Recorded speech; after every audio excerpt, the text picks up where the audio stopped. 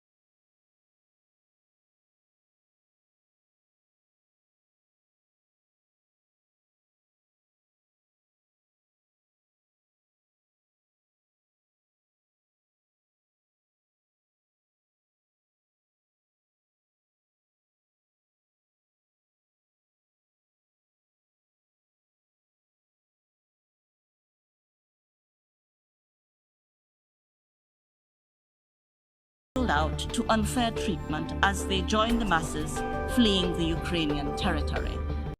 Begging. The official literally looked me in my eye and said in his language, only Ukrainians, that's all. That if you are black, you should walk. I'm currently in Debrecen, Hungary. I got in like 10 a.m. today. Today is the 28th of February. It wasn't easy. On Friday at 8 a.m., I was on my way to Poland. I took a commercial taxi and the taxi couldn't stay on the line of cars because literally cars had been there for 2 days.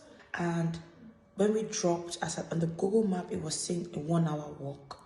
And I was like, a 1 hour walk is nothing, if it's getting us there on time. And we walked and it kept increasing. The term walking is traumatizing me. The term walking, I walked for 12 good hours, and it's not an exaggeration.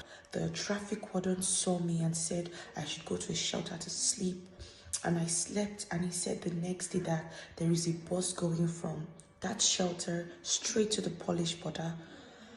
And when it was time to get on this bus, the Ukrainians said, just Ukrainians, literally as a black person. I even lied that I was pregnant. They didn't care. I was begging. The official literally looked me in my eye and said in his language, only Ukrainians, that's all. That if you are black, you should walk. And that was an additional 8 hours from where we were. By car, it was like 30 minutes. So we had to walk additional 8 hours. The problem isn't at the Polish border.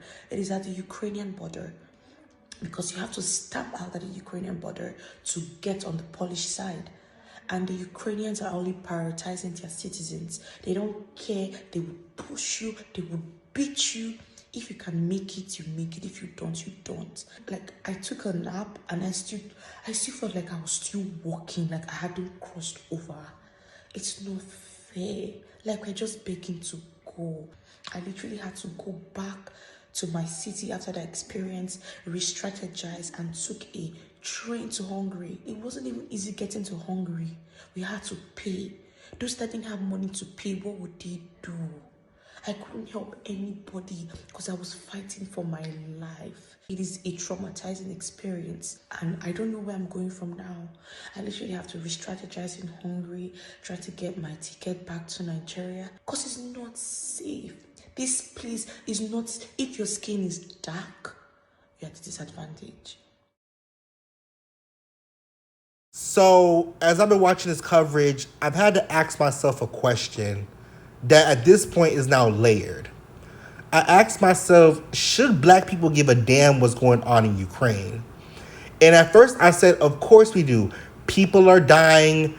People are suffering. Women and children are having to leave their homes.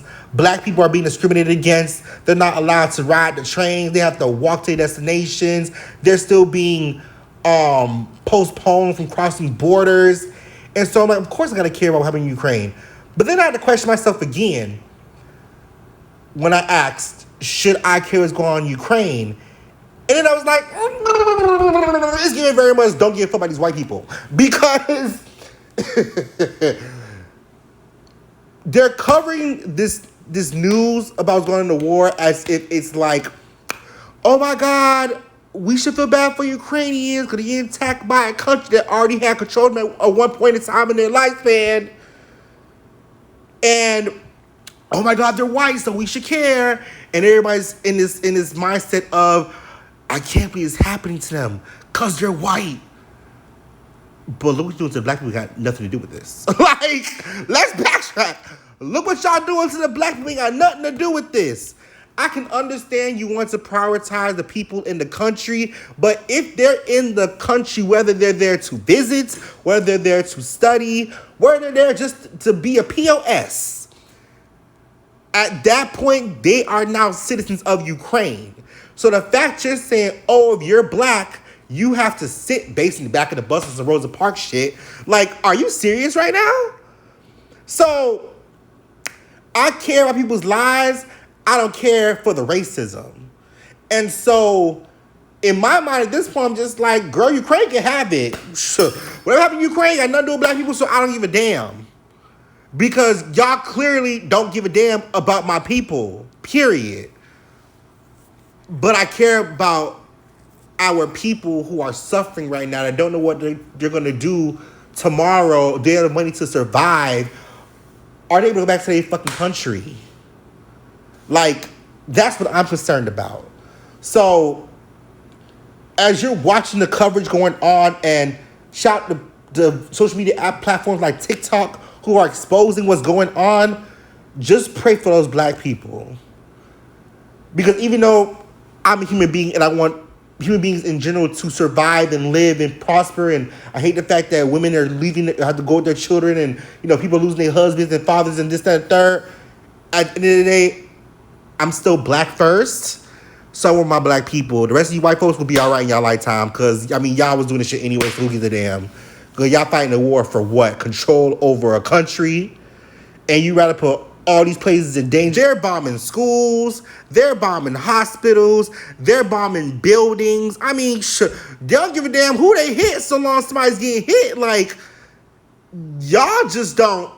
I could never. They gonna get my gas going to war. I would never. And the United States get involved, so when they want to come attack us, we will be in shambles.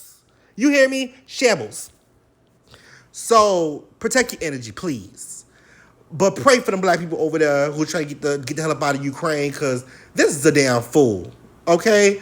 So Like, comment, subscribe, and please go down in the comments and tell me how you feel about what's going on right now in Ukraine for us black people, because this shit is out of hand. Okay? Peace. It's weird.